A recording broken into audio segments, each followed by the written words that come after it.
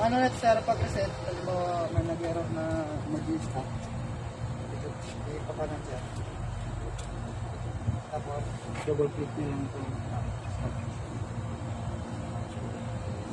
Manual stop. Right sir.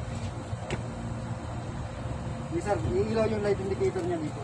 Ah, Kasi naka-stop mode kasi. Lipat dapat dito. Manual.